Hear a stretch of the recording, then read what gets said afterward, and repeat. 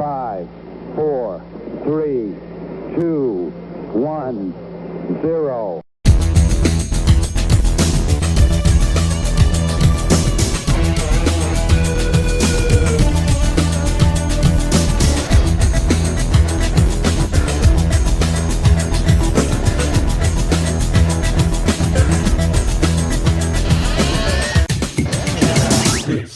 This is the Culture Clash. Liftoff. We have a liftoff. Welcome, everybody, to the latest episode of Culture Clash here on the Fandom Podcast Network. It is great to see you all. We are live, and we are here to talk about Loki Season 2, because Loki Watch 2023 is continuing, but we've got all kinds of other fun things to talk about, but I can't do it all by myself. As much as I would try, you guys would get bored really quickly. So I have to bring in my brother from another mother, the man who has been out killing vampires, still doing some slaying, equal opportunity slayer that he is. The one and only, Mr. Kevin Reitzel. Hey, what's going on? Hey, we're getting some chat in the YouTube live chat here. It looks like Dave and Chris are throwing out their takes on recent episode. So yeah, I appreciate that. Good to be back. Yes, I have been using my Mr. Pointy and continuing my Buffy rewatch, and I will get into that more in a little bit. I just want to recommend staying away from priests named Caleb. This is true. Yeah. But guys, we are here to talk about Loki Season 2 as we're continuing Loki Watch 2023. And we have a few other fun things planned as well, including a little bit of news. So without further ado, Let's news!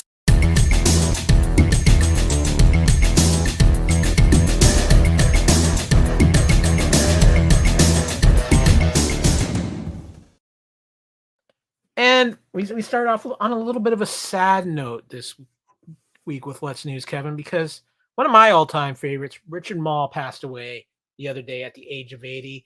Obviously, probably most famously known as playing Bull on Night Court, but he's done a lot of other things. He also was the voice of Harvey Dent on Batman the Animated Series, which of course made him the voice of Two-Face, but he also has ties to Highlander, Kevin.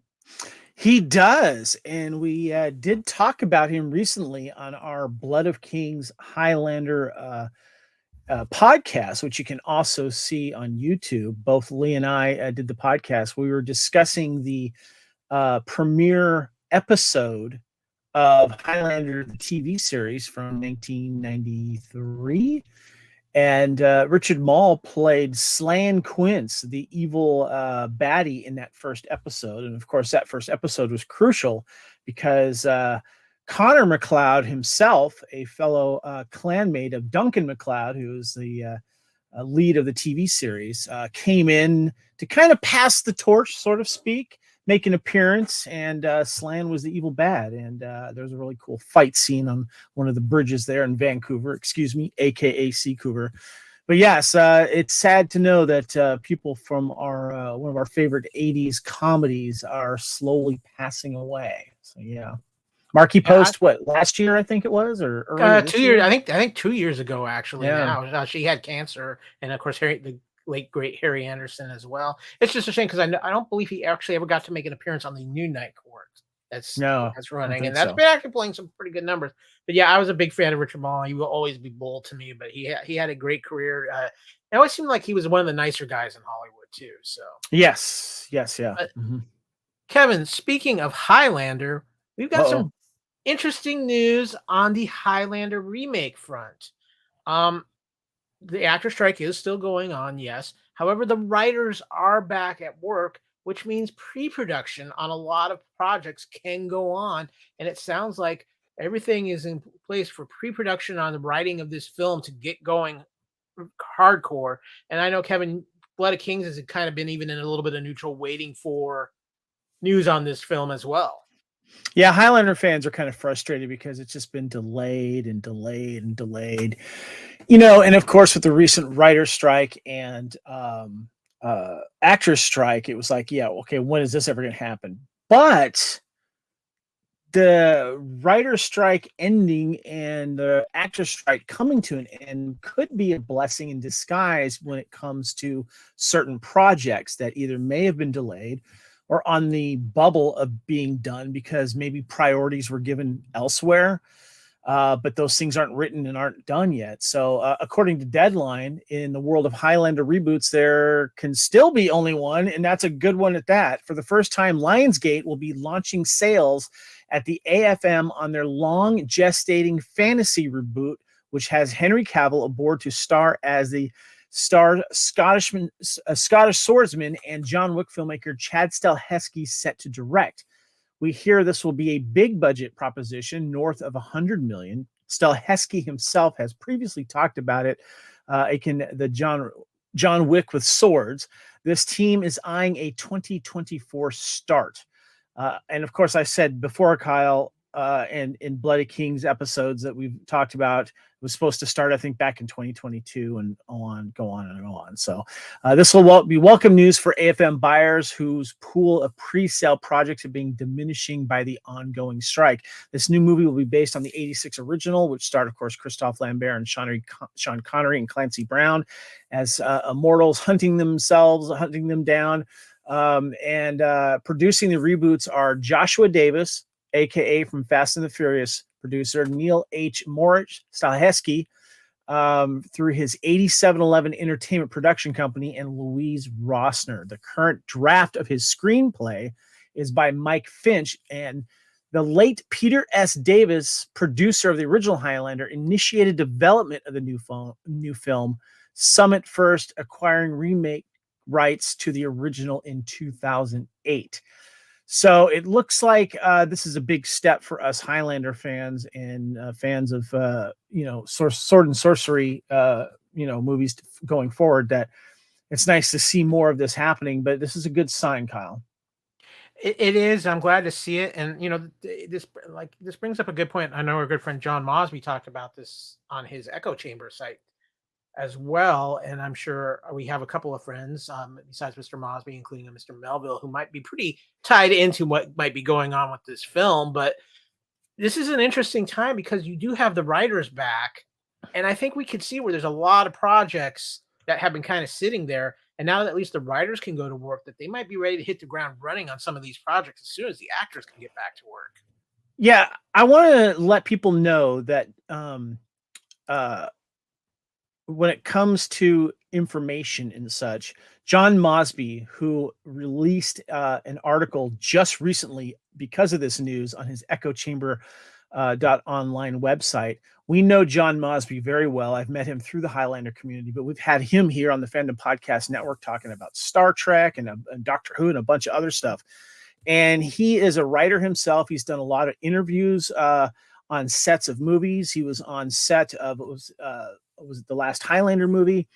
And so he knows a lot about the Highlander world. And this, I just want to read a little bit of what he says. Even asked the most stalwart fan of Highlander about the progression of the new feature film, a proposed reboot of the core concept and characters, that they likely give you a sigh and knowing look that echoes the fact that the film sequels were a series of ever-decreasing circles, and that the triumphant TV series has been in reruns for 20 years, and that the movement of the new film has been so painfully built on rumor and lack of movement that they doubt it would ever happen. However, there's now some genuine, if virtual, movement on the reboot reported through industry site Deadline, due to be directed by John Wick's Chad Stahelski and features Superman star Henry Cavill.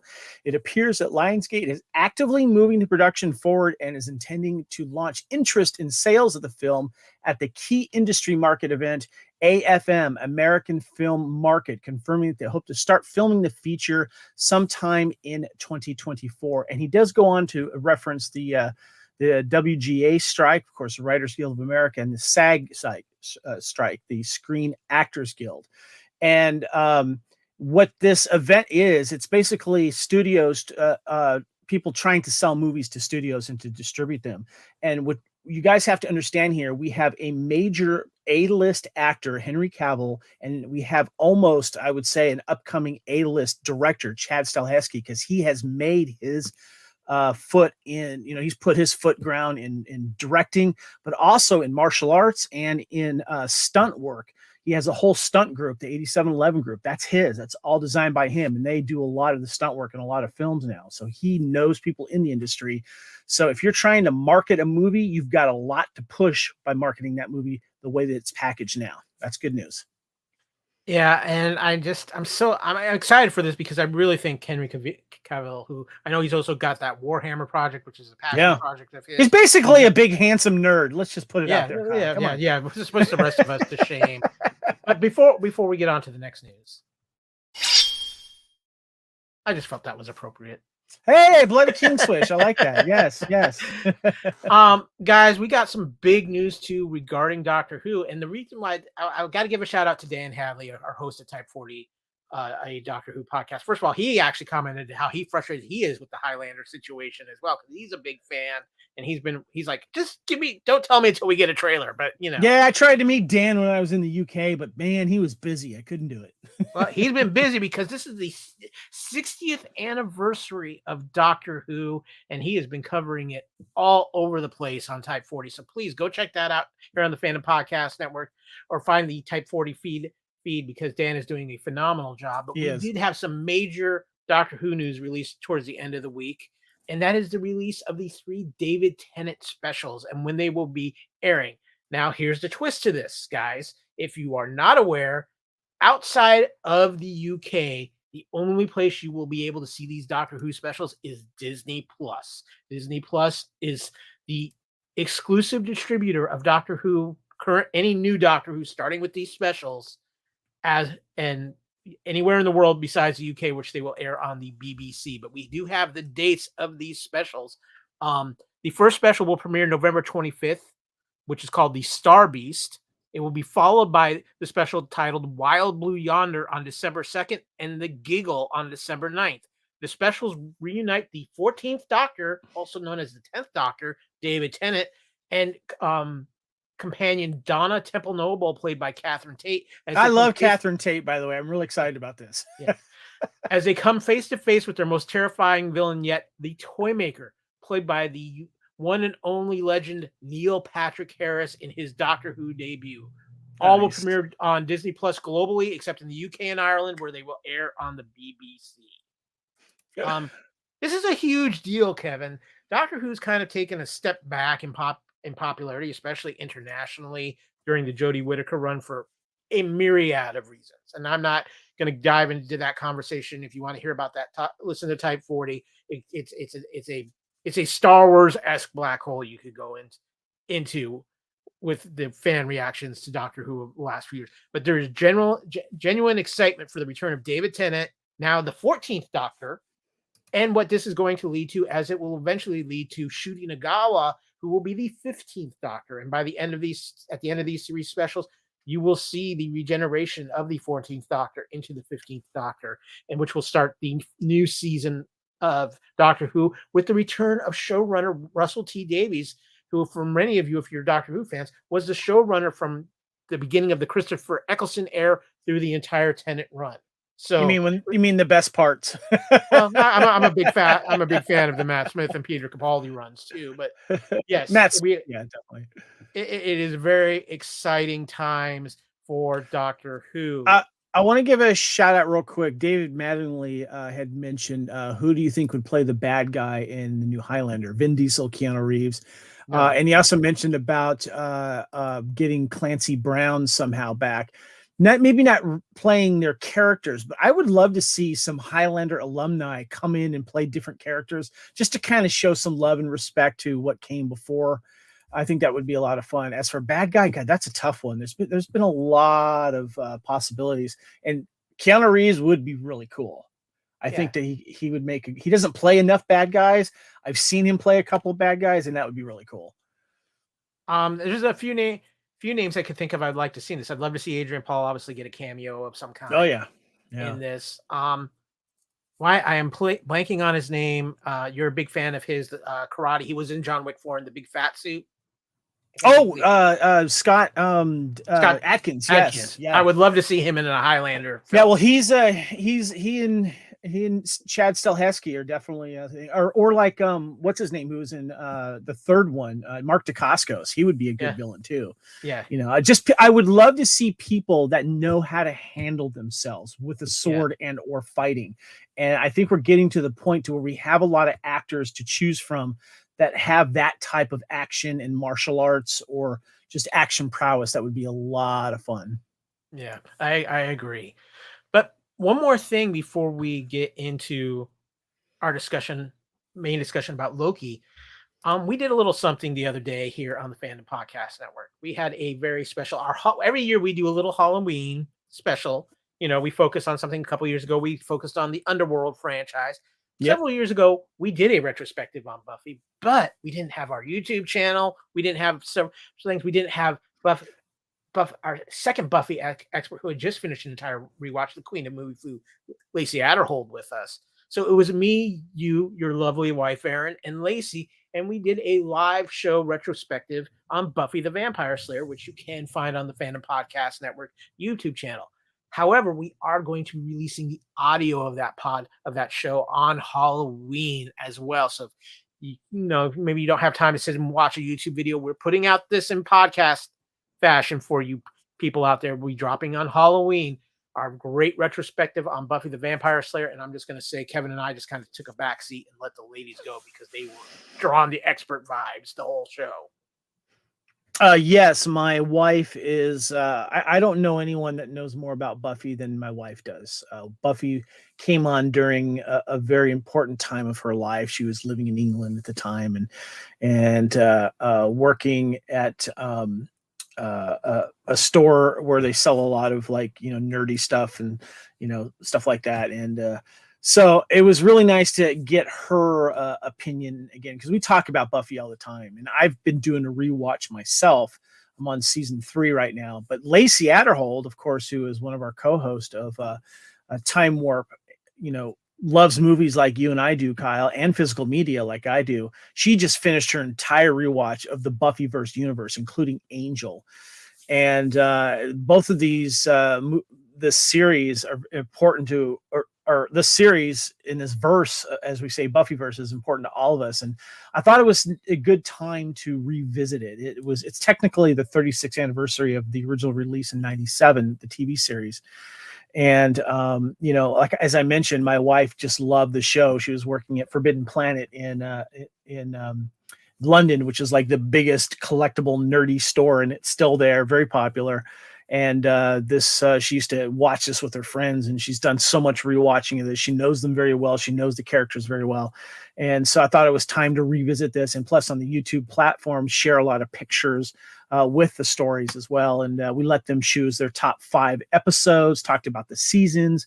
We touched on the music, favorite characters, and several other topics. So make sure you check it out. It was a lot of fun. Well, with that, it's time to get into a little bit of Loki season 2. So let's do a little phase shift.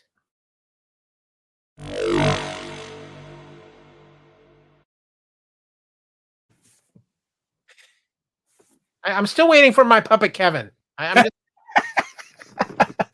Dave noticed. He noticed. He's a fucking puppet. I'm sorry. The puppet Angel Spike fight is still one of my all-time favorite moments in the entire Buffy universe. But guys, it is time to talk a little. Well, we're going to get a little true believer here, and we're going to talk a little bit about Loki season 2, and more specifically the most recent episode, The Heart of the TVA. We've only got 2 episodes left. I can't believe we're already over halfway through this series, Kevin. It's been kind of flying by. I know it's been a lot of mixed reaction out there. A lot of people have enjoyed it. A lot of people are a little confused by what's going on. Some people. Whoa. Are you saying people are confused by it? Maybe just a little. but Kevin, before we go, you want to hit the button? I like to hit the button, Kyle. Come on. It's Kevin's highlight of every podcast. The spoiler alert. He loves the spoiler button.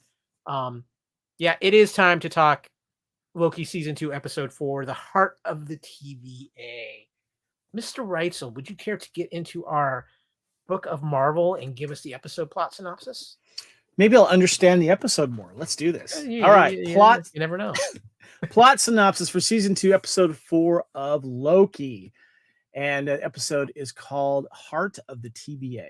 Miss Minutes reveals that in the past, Renslayer commanded He Who Remains army. He proposed that Renslayer lead the TVA with him and had Miss Minutes erase the memories of Renslayer and the other TVA employees. As the temporal loom reaches catastrophic failure, Loki and his allies attempt to use Timely and Obi's thought-put multiplier to fix it. Did you get that? And it is revealed that the source of Obi's knowledge is Timely himself, creating a predestination paradox. Renslayer and Miss Minutes attempt to take over the TVA, approaching the detained Wolf, Dox, and her loyalists for help. Only Wolf agrees. Dox and her loyalists instead choose to be crushed to death by Miss Minutes. By the way, did you notice the look on Miss Minutes, Kyle, when that was happening?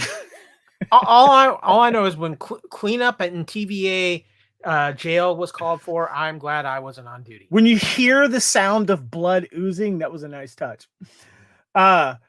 Wolf prunes Hunter D90 and kidnaps Timely. While staging a rescue, Sylvie and Loki encounter this time-slipping past self. Loki prunes his past self. Obi deactivates Miss Minutes and the TVA's magic suppressive devices. This enables Sylvie to enchant Wolf, controlling him to prune Renslayer. Timely is rescued and is able to restore access to the temporal loom, but the loom's increased temporal radiation spaghettifies himself before he can launch the throughput multiplier.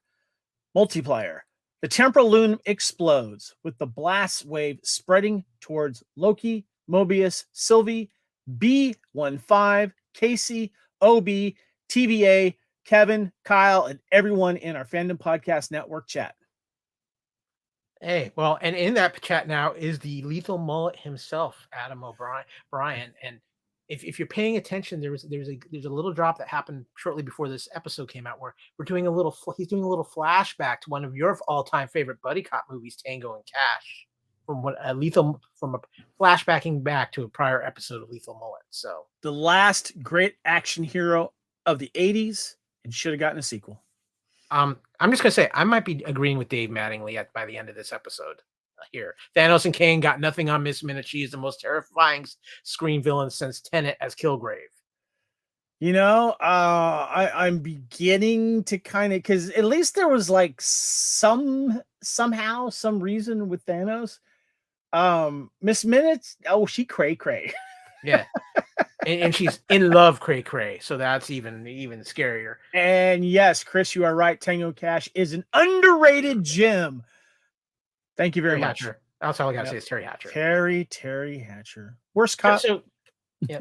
So Kevin, I got instant reactions. Oh, you're gonna go first, Kyle. Sorry. Oh, okay. You're going first, buddy. Oh, okay. Well, so here's the thing for me. I'm actually really enjoying season 2. You ever read like a novel or something and you're feeling lost and all of a sudden something clicks and it's just like everything falls into place? That's kind of how I'm feeling about Loki season 2 right now. It's just everything's falling into place. I loved a lot of things they did this episode, including some very interesting timey-wimey things that they did, which I will get to later when we get into the topics of this. The vein is popping out of his forehead. I was like, okay, across the screen. Okay, I'm sorry. I want to ask the chat straight up right here. Is all of this making sense, or is it just me not having the patience to try to really understand it? Because if that's the case, I'll take the answer anyway, because I'm getting really confused of the long game here and connection. And there's so much freaking technobabble in this show. I'm sorry. I need it dumbed down a little bit. You guys in the chat, are you understanding every little bit of this? Because if not, that's fine. Okay. Well, with that, you know what? We're going to go right into our. We're gonna go. I got a little trivia for everybody. We're gonna get into Kevin's reaction. And Dave, episode 1 knocked it out of the park for me. Episode 4 caught up with that peak awesomeness. So Dave's enjoying it. That's fine, but he's not saying if he's understanding it. Like I'm not. However, Ghostbusters quick response is on the Kevin side of things. I'm like, no, what is happening? We have it split in the chat. I mean, I want to clarify, kind of touching on what Dave said. I'm enjoying a bunch of these character moments and these scenes and stuff. But as for the overlying plot, I'm not. So we're gonna get into all this, but let's hit some things up first with a little Loki trivia here. So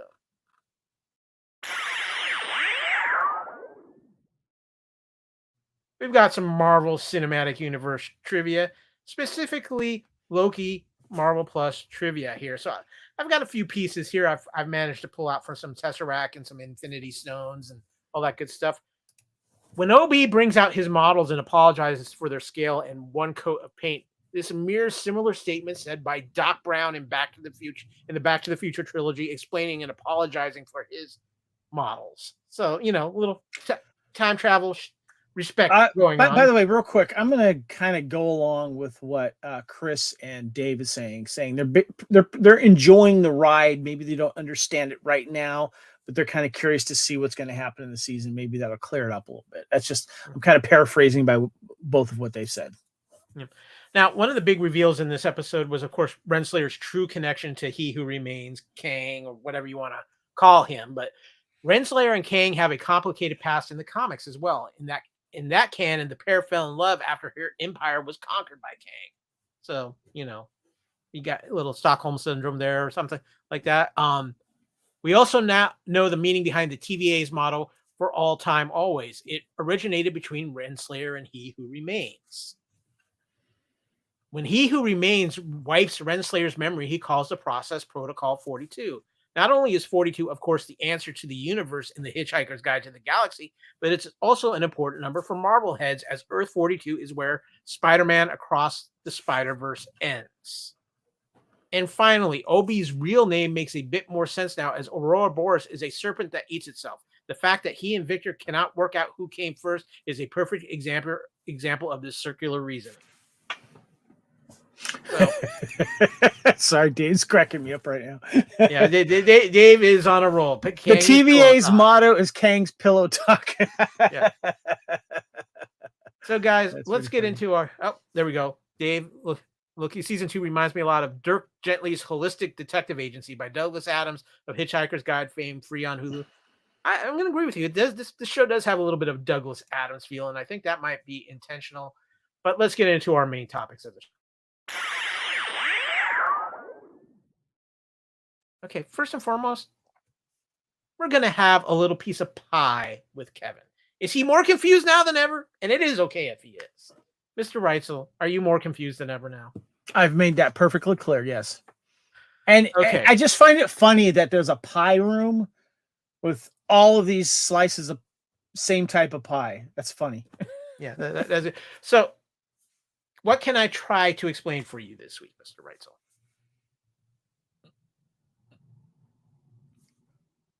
All of it? Okay, so I don't even know where to start, Kyle, because it's not that I'm trying to figure out the end game here, no pun intended. I'm just I don't know. I feel like instead of laying a path, they're just kind of like they're jumping from rock to rock over the water, that type of thing. I don't know. That's probably not a good way to explain it, but no, I don't feel like they're. I think they're trying to. I think they're trying to be too cute with the plot. I think because for me to follow the plot, it's not fun. I like following other plots because of the pieces that they're laying out a little more obviously, I guess. I don't know. But I like the moments between the characters and seeing what's going to happen. But I'm just, yeah. I don't know if they're catering more towards the comic book people, and that the people that aren't the comic book people are just kind of going, whatever, like me. So I don't know. Okay, so I'm going to throw this out there right now. I think we need to stop with the comic book comparisons because this is so far away from anything with the comic book other than a little pieces here and there that you don't need to worry about that. So let's throw that out. I think for anybody who's looking for like a final end game in this Loki series, you're going to be highly disappointed because this show is all about setting up of what's to come in the MCU. And it's a big part of everything that's coming with later on with the Kang Dynasty, Secret Wars, if those are still the plans, and we're going to discuss that, have that discussion a little later in the episode. What I'm seeing happening right now is this is just like, I feel like in a way where this show is probably starting up the setup of the soft reboot of the MCU that they've been talking about for a little while now. And by doing that, it's putting the tools in place. The biggest thing for me that's kind of getting some clarity is I'm understanding the concept of what the TVA is trying to turn into. Instead of pruning all these realities, they're trying to save the lives of all these in all of these different timelines instead of pruning them and killing all these people. So they've kind of flipped on that, even though the consequence of that is we could be getting more variants of He Who Remains, aka Kang, aka Victor Timely, and that could lead to the Kang variant war, which is a big thing that probably is leading to Avengers Kang Dynasty, because that was a big story in the comics, Kevin, was all these variants of Kang, because Kang is a time traveler coming together and fighting for control of the timeline and basically the universe. So, Gotcha. So I think that's where part of that is. But there's a lot of fun timey-wimey stuff in this episode too. But like I said, I understand anybody's confusion because it's moving at a pace. Yes, sir. I need to interrupt for just a second for a news break. Not a good news break either. Matthew Perry has just passed away, according to TMZ and other sites. He died at age 54, and they found him drowned in his jacuzzi. Oh, man. We'll touch on that a little bit later, but being the big Friends star that I am, and with his character being one of my favorites, that's sad news. And I did want to give credit to our friend Jennifer here. She just sent me a message regarding that. Sad news. Rest in peace. We'll touch on him later. We'll come back to that. Wow. Yeah, that's some major news. Yeah. We'll talk about that a little bit here at the end of the show. Okay, with that news, I'm gonna move on to the next topic then, because the next topic is things get a little timey-wimey in this episode of Loki. And I can see where maybe, again, I know you've had a little confusion with the time aspect of this. Is it your expertise or better expertise on timey-wimey storytelling than because you're more into Doctor Who than I am, that maybe you kind of get this type of thing? Because I love time travel things, Kyle. I love timey-wimey stuff, but I'm just having trouble following it on this show. Yeah, Dave Mattingly, I'm hoping you can back me up here because you're a timey-wimey fan, but as everything goes to plan in the TVA, it becomes clear that this is when Loki went after time slipping in episode 1. If you recall, he was pulled into the future where alarms were blaring at the TVA as he walks towards an elevator that revealed Sylvie. Just as he reached towards her, someone pruned him from behind. We didn't see who it was in episode 1. Well, now we know it was Loki who did the pruning. That's not all either. After he answers the phone, he learns that it was OB on the other side wondering where they are. Now, if you go back to episode 1, you had Loki running through things. He had to get pruned at a particular moment, or he couldn't reset himself and stop the time slipping.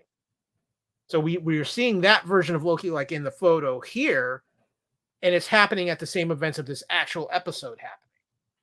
And then what we get next is Loki pruning himself. The current time Loki sees that confused me right there. I was just like, wait a minute, okay. So that's what it was. The current time Loki sees his time slipping self, realizes what's going on, and prunes himself. And then he gives the look. It'll all make sense later when I explain it to Sylvie. Of course, if you remember too, that phone was ringing and that's when it cut off. We did not find out who was calling on the phone. Now we know it was OB. I really think that the time travel stuff they have done in this season of Loki has actually been very intelligent and very well done. And I think this was another great example of it to kind of tying some things together. And I think it's been very interesting how they've done it. And I think it's some of the smartest time travel work that I've seen done since Back to the Future. Yeah, what Dave said here says episode 1, Loki got pruned from behind. Now we see he really pruned him and why. I forgot about that. That's a good point. Yeah, So, good eye, 'cause Dave. Yeah. Loki had to be pruned by in a particular moment, because if that moment passed, then he would be time slipping for forever. So Yeah. he knew it. He But pruned didn't we himself. learn from season 1 that prune people go to some prune world? And not all of them, but and I think with all the timeline variants now being created, because remember in season 1 they were pruning everything and there was just a sacred timeline. Now there's all these different timelines, so that could be having an effect on pruning as well. Well, but that gets us to the final topic. Is everyone dead? At the end of the episode, Victor Timely is turned into temporal spaghetti. Miss Minutes is rebooted. Renslayer is pruned, and the loom explodes. But wait, we still have 2 episodes left, Kevin. And Okay, I got Go a ahead. question about this. How is Miss Minute so powerful? But she was an AI created by He Who Remains, and just is centuries, if not millennium old, and has grown as an AI to this. So what you're level. saying is she's an evil AI. Yeah, What you're she's saying is she deserves to be on an episode of Star Trek Lower Decks, which has had a lot of fun with evil AI. Yeah, exactly. Dave Manley throws in, this time around, Loki was pruned in sync with the temporal aura extractor, so he wouldn't time slip anymore. So that's part of the reason why he didn't go to the pruning place. Okay. I see. This is why I need Dave in there. This is the reason why I need Chris in there. I need you guys to explain this to me. Yeah. Ghostbusters quick response. I did respect the dark humor of Timely's demise. Mm. And Dave typed, everyone is not necessarily dead. Magic works in the TVA now since the reboot removed the safeguards. And that's one of the things I was going to get to. So thank you, Dave. Okay. We have, of course, Victor Timely here right before he turned to spaghetti. And then at the episode closes out, Loki is seeing the explosion of the loom coming towards them. But Dave, okay. Dad joke of the week. Timely demise. I needed that. That was good. Yes, the with the reboot, which took out Miss Minutes and allowed magic to happen in the TVA again. Yes, that's a big part of this. You know, we've got different timelines, different time frames. There's a lot of interesting stuff. This is my fear. We've got 2 episodes left. And Kevin, I am truly worried about your mental state, because I have a feeling episode 5 could go real metaphysical here on us and be a real head trippy space. Yeah, sometimes you just got to say WTF, just watch it and go with it. Yeah, I think that is where we might be headed. So yeah, I'm enjoying it. I'm kind of nervous about what we have left in these next 2 episodes, but I'm on board for the ride. If nothing else, Kevin, like you, I'm enjoying the character moments in this. I'm understanding some of the aspects, and I think I know where they're going with this, even though we're not going to get a resounding finish to all of this. With that, that's going to kind of wrap up our Loki coverage. We've got another topic we want to talk about, but I think, Kevin, we need to kind of take a swerve here, because I see you've got something on your screen, and I think we need to share it. Yeah, guys. So we just got the word that Friends star Matthew Perry dead at 54 after apparent drowning, according to TMZ. Says here, Matthew Perry, one of the stars of Friends, has died. TMZ has learned. Law enforcement sources tell us that the actor was found Saturday at an LA home where he appears to have drowned. Our sources say first responders rushed over for a call of a cardiac arrest. It's unclear where exactly on the grounds this happened. Our sources say he was found in a jacuzzi at home, and we're told there were no drugs found at the scene. We're also told there was no foul play involved. Perry is most famous for his role as Chandler Bing in the hit 90s sitcom, which ran for 10 seasons. And with him in all 234 episodes, his character was a fan favorite, as was performance, mannerisms, and lines in which he have gone on to be recreated and spoofed by fans all over the world. One comes to mind in particular. Yes. While Friends was the biggest claim to his fame, Matthew Perry had starred and guest starred in countless other TV shows over the years, such as Boys Will Be Boys, Growing Pains, Silver Spoons, Charles in Charge, Sydney, Beverly Hills 90210, Home Free, Ally McBeal, The West Wing, Scrubs, Studio 60, On the Sunset Strip, Go On, Odd Couple, and more. He's also acted in a handful of memorable films, mostly comedy, like Fools Rush In, Whole 9 Yards, 3 to Tango, The Kid, 17 Again, Getting In, and many others. He's been off the scene more recently, not having acted since a TV miniseries in 2017. While his on-screen persona was affable and upbeat, Matthew suffered mightily behind scenes, notably from his addiction to drugs and alcohol, painkillers specifically. He was hooked on Vicodin for years. Even while on Friends, he had been in and out of rehab. Matthew opened up about his painful chapter of his life in a memoir he put out last year, where he detailed the struggles he had, including his clear weight loss gain on the show. During his press run for the book, Matthew did a number of interviews where he got incredibly emotional, including one with Diane Sawyer, where he detailed his story. While Matthew Perry appears to be clean and sober, a year prior, he and other cast members were plugging the Friends reunion show, which I do remember watching, drew concern from fans as they felt he appeared unwell at times, slurring his words and looking a bit out of it. I confirm that he did. On top of his substance abuse, Matthew also dealt with health issues, some of which were serious and required hospitalization. So it goes on. Kyle, this is a sad loss. I was a big fan of the Chandler character. Some of my favorite scenes include Chandler. He has some of the best lines. It's a sad day that we thought that the Friends would be around for quite a bit. He was only 54, man. 50, yeah, I think about this. Yeah, that's a year older than I am. Yeah, but I was a fan of his too. I mean, we thought the Friends would be around. They were generational defining for a lot of us.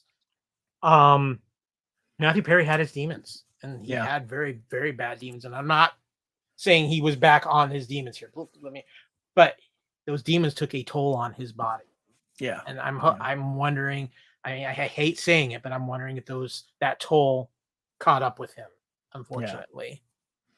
Yeah, and just so you know, this Friends is one of those shows that my wife and I have bonded on. It's one of those things that whenever we're traveling, hotel room, hotel TV, Apple TV, or Google TV, we just throw Friends on, and we have some of our favorite episodes that we enjoy and stuff. But it's just one of those sad things that did not expect it to hear today. But there's a part of me, unfortunately, that's not surprised that he's the first to go. Yeah, I agree with you. Rest in peace, Matthew. I'm sure there will be a lot of tributes, whether it's on social media or through other ways over the next few days, and I'm sure we will get a lot more information on what happened. But yes, definitely rest in peace, Matthew Perry. So with that, I'm gonna move on to our next topic. I was gonna make it like our orbital hot bomb topic, but under the light of the circumstances, I just want to bring it up in a kind of a general conversation here. I want to talk about the state of the MCU right now, because we've got the Marvels coming out, and then it's kind of going to be a while before we see anything on the MCU front because of the strikes. Everything's been delayed. One of those big things is Deadpool 3, which I think a lot of people. But we have the Disney Plus show that's already in the can, though, right? What's her name? Actress that was in Hawkeye. Oh, Haley Steinfeld. No, the other character, the one that's deaf. Echo. Echo is in the can. Yes. We will have that. That's almost become an afterthought, and that's part of because that's dropping all at once right after the first of the year. It was actually supposed to drop in November. They pushed it back to the first of the year. But there were some couple of interesting stories that I think really reflect what's going on with the MCU here. One is Daredevil Born Again, which I think they are planning to be a big show on Disney Plus. It's scheduled for two seasons of 9 episodes, 18 episodes altogether. They had started production on this before the strike and actually had done some filming. And apparently Kevin Feige and Bob Iger and the heads of Disney were not happy with what they saw. And that that has led to them basically starting over, and they've brought in somebody who has a little history with Daredevil himself as the showrunner, Dario Scardapani. I apologize for pronouncing that if I'm pronouncing that wrong. He was the showrunner for Punisher on Netflix, and he also was a executive producer for on Daredevil on Netflix as well. They've also brought in a couple of new directors, and directors we are very familiar with because we just talked about something they directed, and that is Justin Benson and Aaron Moorhead, who have directed several projects on Disney Plus, including most recently several episodes of the current season of Loki. This is a big thing because I think Disney has had a lot of second thoughts about directions the MCU is going, and is going to be doing a big adjustment after the strikes. Obviously, we still haven't heard the casting of Fantastic Four, a few other things. Their plans are getting really kind of shaken up. Another big factor of this, and Kevin and I have touched on this a little bit, and I'm not getting into the legal aspect of this, but we need to talk about Jonathan Majors. Jonathan Majors was cast to be the villain of this, like Josh Brolin as Thanos. As Thanos, he was cast to be Kang, the major villain of this arc, of this chapter of the MCU, this multiversal chapter. He's had some very severe legal trouble, and Disney's kind of kept quiet on it, and they haven't said a lot. They haven't fired him. They've kind of supported him, letting him go through his legal process. But something happened here with Disney and a decision they made here just recently. Jonathan Majors had a movie coming out under the Disney banner called Movie Magazine, called Magazine Dreams. Magazine Dreams starred Jonathan Majors as an amateur bodybuilder struggling to find human connection, and already had its world premiere at the Sundance Film Festival back in January. It debuted to mostly positive reviews, but Majors has been embroiled in controversy for most of the year. He was arrested on March 25th on charges of strangulation, assault, and harassment.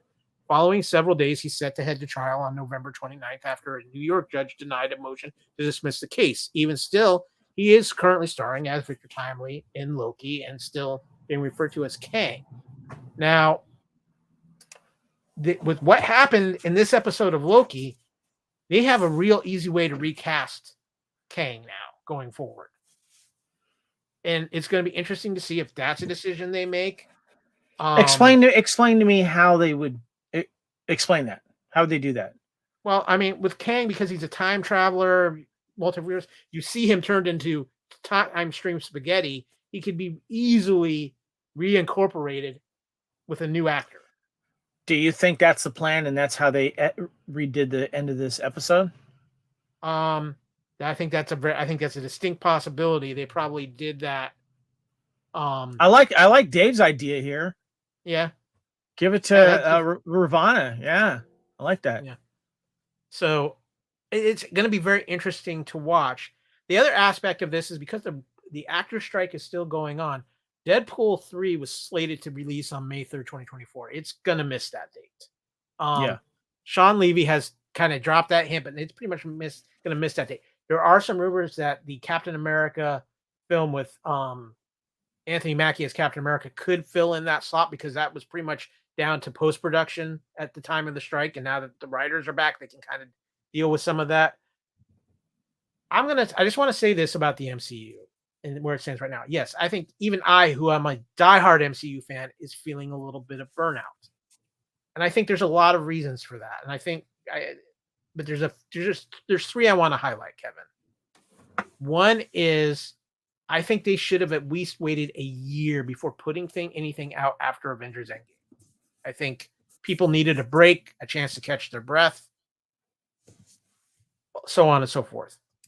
Number two is this. I think that the MCU with Disney Plus and aspects of Bob Chapek, a lot of stuff was rushed to get content out, especially on Disney Plus. And I think it was rushed to the point that it wasn't the quality that Kevin Feige felt good about, and wasn't the quality that we've expected from the MCU. And I think that has played a part of it too. My third point, and then Kevin, you can let me know what you think. I will say this from now to eternity.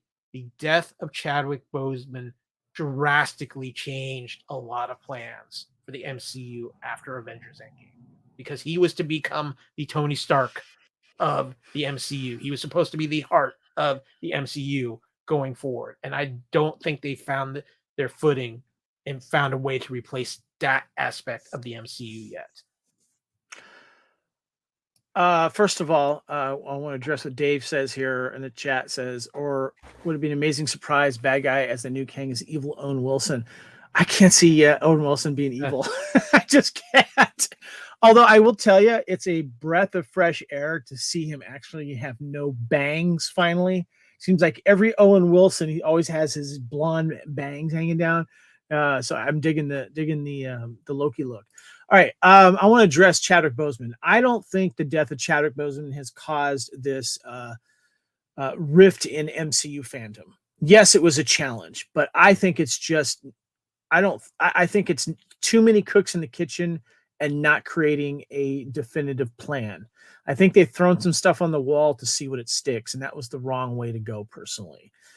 It just seems fragmented to me, Kyle, and I think that it's just the creative process just kind of fell by the wayside. It was more about getting as much as you can out to push subscriptions for Disney Plus, and also probably to make up money on projects that didn't do well, like Eternals and a couple other things. But I just think that they didn't have a clear enough direction, and you don't necessarily need to have Chadwick Boseman to go that way. Yes, that would have been nice, but anyone could have jumped in to kind of become, the leader of the next Avengers. And I think they're still trying to figure that out. And the fact that they haven't figured it out yet is problematic. But I don't think it's the reason why it's Chadwick Boseman, to be honest with you.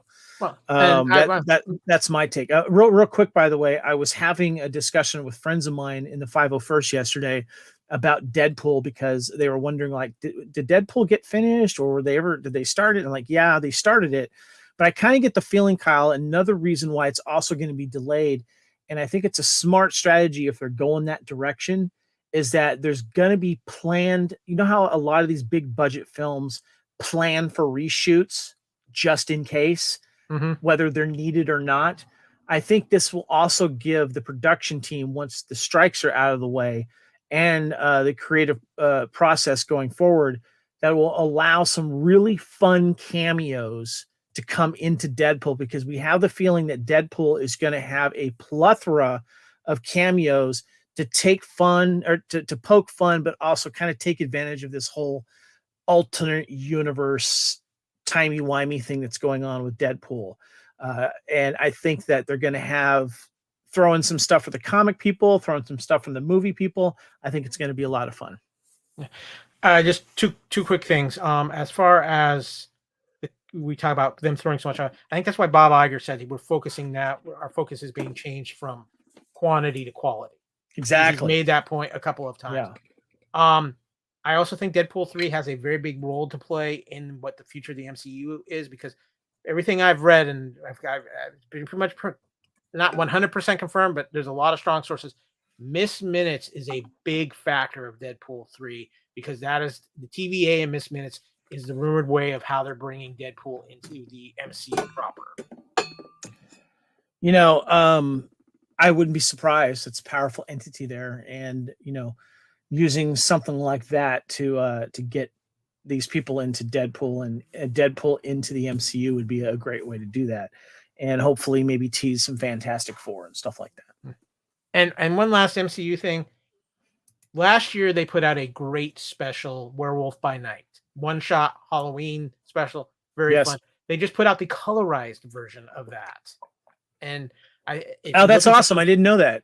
If you're looking for something fun to watch Halloween over the next couple of days, go check that out. Werewolf what a pleasant surprise that was. I might revisit that. That's good. But I'm making a point, Kyle, and I want to ask you this question, and I want to ask the people in the chat, related, Halloween-y. What type of Halloween-y stuff are you going to try and watch? Are you going to try to watch something you haven't watched before, Kyle, or are you going to try to watch a classic that you're going to do on a rewatch? I'm leading to something that I'm going to try to watch I haven't seen in a while. I'm definitely going to watch Werewolf by Night. There's a couple of Halloween type films that I haven't watched in a few years that I'm thinking I'm going to revisit. One of those is the film Trick or Treat, which is a Halloween anthology on anthology film. Um, Where is that? Trick or Treat is the name of the film. It's When did that come out? That came out probably 10, 15 years ago now. Okay, gotcha. It's that little pumpkin guy, pumpkin head. Yeah, I've been meaning to watch that. Yes, I'm going to watch that. That is a great anthology type film. Okay, I actually bought that on DVD last year, meaning to watch it. So thank you for reminding me. And plus I'm rewatching Buffy as we speak too. So cool. There's that. I'm going to because I was in London recently, Kyle. Guess what I'm going to watch? An Egyptian mummy in London. I was also in Paris as well, but don't go there. That movie doesn't exist, Kevin.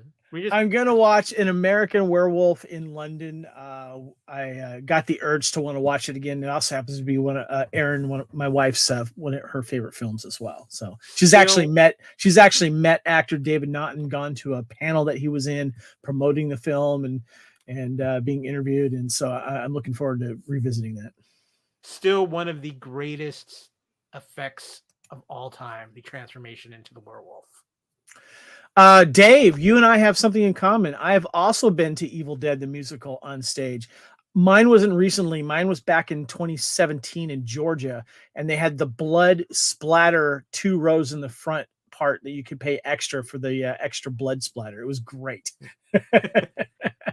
Well, with that, guys, before we get out of here, we got a little time for some fandom reviews. So once again, it's time to buy it, stream it, or unsee it. And look at that sporty logo Mr. Reitzel came up with. Look at that. What's that? What's going on there? Well, Kevin, I'll be honest with you. We've been doing a lot of podcasting. I'm doing Buffy rewatch. I've had a lot of work things going on. I've been trying to get caught up on a few things, so I haven't gotten a chance to watch a whole lot. But you were able to pick up a couple things from Buy It, Stream It, or Unsee It. I did, and I'm also continuing my possibly record movie watch for this year of 2023, Kyle. I'm keeping track of it on the Letterboxd app. You want to guess how many movies I've watched thus far this year? I'm going to put you at about 150. 250. 251? 249? I'm at 312 films on wow. As of this year. And I decided to watch some stuff on Netflix here. And this one was one of those movies that when it first came up, I was kind of curious about. I'm like, no, I'm a big romantic comedy guy. I love rom-coms. Big fan. Kevin is a romantic. I am. I like it when, the people at the end get together and it's happy. So I went and on Netflix is a movie called Love at First Sight, and I was kind of curious about it and kind of passed it up. I'm like, I'm going to watch this thing. You know what sold me for watching it, Kyle? What's that? Hour and 31 minute long. There you go. We need more movies at that time, runtime. So it's about this couple, this soon-to-be couple called Hadley and Oliver. They begin to fall for each other on their flight from New York to London, and things kind of go wrong, and they lose each other's numbers. But there's this person that is played by Jamila Jamil. You know who that is, Kyle? Yes, I believe we saw her little She-Hulk action.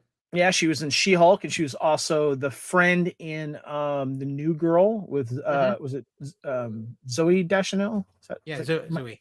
Or is it the other one? I forget which Deschanel that is. Anyway, it's Zoe. The other one was on Bones. Okay, that's right. Yeah. So anyway, and she's kind of like she's like plays different. She plays different roles, and she's slowly trying to get them back together. She's kind of like the guardian angel. Like she'll be the flight attendant, she'll be the taxi driver. You know what I'm talking about? But kind of looks a little different. And she's also narrating the scene for people. And it was a very sweet film. Most of it takes place in London once they get over there, and it stars Haley Lou Richardson and Ben Hardy. And it's just a really good, fun, quick rom-com. I liked it, and I recommend it. It is a stream it for me, Kyle. Dave Mattingly has a quick question for you, Kevin. What is your favorite rom-com? His is the Englishman who went up a hill and came down a mountain. Speaking of Englishmen, yes, that is a good question, and I have an answer for that. And it's been the same answer for about 15 years now, and that is Notting Hill. And I've actually been to Notting Hill, and I've actually been to the shooting locations, and I've actually been to the famous Blue Door in Notting Hill. And I was there again this most recent trip when I went to London. What about you, Dave? What's your favorite one? Yours is the Englishman who went up a hill and came down. You know what? I've never seen that. I gotta check that out. It's the title. It's too long. I'm gonna throw in here. I have two that I love Actually. I'm a fan of that. That's in my top 5, but I kind of throw that into Christmas movies, though. Yeah, that's what I do. So, if not that, it's another English film. However, Wimbledon. Oh, great call, Kyle! Excellent rom-com. Love that one. I love Paul Bettany in that film. He is so good in that film, and the guy who plays his brother is great. And one of the few movies I can really truly stand Kirsten Dunst in. I'll be honest with you. Good call. That's a good one. But Kevin, would you care to explain yourself, please? Yes. Okay. My name is Kevin Reitzel, and I am a fan of Milli Vanilli. I bought that album on day one when it came out because I remember hearing the song Girl, You Know It's True in the dance club before it was released. And I bought the album when it first came out. And then, of course, we found out what really happened. Milli Vanilli, Rob, and Fab lip synced their way to fandom here. And we found out that they were not singing these songs, and they became the scapegoat and became villainized, and had to give back the Grammy all in on the media. And what happened to these guys was actually horrible, if you ask me, now that I look back on it. And this documentary does a great job going back and showing what happened. And the famous producer who brought them together, because they realized that they were good looking guys and they can help sell these records, because the musicians that they had at the time making this great music could not sell the records on their own. And so they were, they signed the contract without reading the fine print. They just wanted to get out from being dancers and backup dancers, singers, and to try to make it out on their own. And it worked for a while. Their album blew up, but unfortunately the truth came out. And it's just kind of funny nowadays. You see memes, about, these guys getting pissed at people doing TikToks, getting famous on that. But this movie documentary, I highly, highly recommend. It really gets into what the music industry was like in that way, and how the image was pushed forward and center. And that happened in the hair metal days too, Kyle, which we discuss in the hair metal podcast from time to time. And these guys were given an opportunity, knowing it was a risk, did it. And then, of course, yes, it backfired on them. Unfortunately, we lost Rob, the gentleman on the left here. He died. He had a drug and alcohol problem. He passed away, I think, back in 2008. Yeah, wasn't it? Didn't he not commit? I believe he committed suicide. Sorry, did he not? Sorry, Rob is on the right. Yeah. My bad.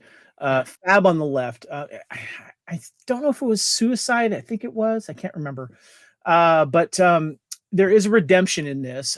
Fab on the left here has survived. He has a family now living in Amsterdam, and he actually does concerts singing these songs for himself. And he's actually a decent singer. But what's really cool is they actually interview the original band members that did this music. And if you go back and listen to that record, it's a great record. That record kicks ass, and I will defend it. It is such a great dance record. There's some great lyrics, great harmonies in there. And they interview like the original singer that did that and how he feels about it today. And after this all blew up, they actually reinvented the band and pushed them forward and brought in some new people. And it still kind of wasn't the real thing, but they did have some of the original members in the band called the real Milli Vanilli, which didn't last very long. And they showed some interviews, like when Milli Vanilli was trying to actually sing songs and do their own music. They went on Arsenio Hall after Arsenio Hall had made fun of them for so long. It's kind of a heartbreaking story. It's fascinating to look behind the scenes, and this producer who was able to make so much money. And this wasn't the first time he did something similar like this, where he went back and like manufactured these bands. But this was the risk of having these two good-looking guys front this band to see if they can sell more records, and they did. I remember when this happened, it was huge because that album was huge. That album Yeah. sold, and the music on it is great. It's a Blame great it on album. the rain. Yeah, that's probably my favorite song on that album. Yeah. These poor guys got used, and Yep. I mean, I do honestly feel bad for them. They got used. They were by part of the system, and on one hand, I don't blame them. You get caught up in all that fame and excitement, but it bit them in the ass. They took the risk, and it bit them in the ass. You know, before Rob passed away, it would have been nice if they all just got together, even the original band members. Because if you think about it, if you look about what other like rap bands and stuff, just think of Rob and Fab as the hype men, you know, and then you have the real musicians play behind. But you know, like when they showed recent video of Fab singing, he was pretty good, I gotta say. And he's got a wife and kids now, and he's happy. And I remember people were always suspicious because when they first started, their accents were so heavy from where they came from. Yes. People like, no, something's not adding up here. And then of course everything happened. They talk about that. They talk about that. They're like, wait a minute, so it's just not right now, but who cares? They're good looking. Yeah. So yeah. So the sad part is if this would have happened today, it'd have probably just been embraced. Yes, definitely. By the way, I would actually buy this documentary. So it's a buy it for me. Make sure you check it out on was it Netflix? Paramount Plus, excuse me. It's on Paramount Plus. Check it out. It is awesome. Well, with that, guys, we're going to wrap up this episode of Culture Clash. Been a weird one. Yeah, I know. Well, you know, when you get bad news live, if you can report it, we got to do it, Kyle. And shout out to the chat there, especially Dave and Chris for jumping in there. Appreciate you guys. And please, if you're listening to this, please subscribe to the channel. If you're not already, please get other people to do it. We're trying to get our numbers up there. And remember to hit like and comment. We really, really appreciate that. Yeah, absolutely. And of thank course, you, Chris. Later, Gators. And of course, you can find the Fandom Podcast Network not only here on our YouTube channel, but of course also with all our great podcasts on fpnet.podbean.com or on any of those amazing podcast catchers out there, whether it be iTunes, iHeartRadio, Spotify, so many others out there. And of course, too, you can find us on social media. Go to the Fandom Podcast Network Facebook page. We keep you updated on all the happenings in fandom. You can find us too on @FanPod Network on X, Twitter, whatever you want to call it these days. You can also find us on Instagram @Fandom Podcast Network. You can find me, Kyle, on X, Twitter, or whatever you want to call it these days @AKyleW, or on Instagram and Threads @AKyleFandom. Kevin, where can people find you? You can find me on X, Twitter, Threads, and Instagram @Spartan_Phoenix. And just a quick tease, we have a new episode of Time Warp 1983 coming out. We're talking about the months of October and November. And look for some couch potato theaters of movies that we love celebrating 30 years. And there might be some that aren't celebrating 30 years, but they're still on an anniversary. We got some stuff planned before the year is out. So rest in peace, Matthew Perry. Yep. And as always, like we say, especially today, respect each other. And most importantly, enjoy your fandom. And with that, we are out of here.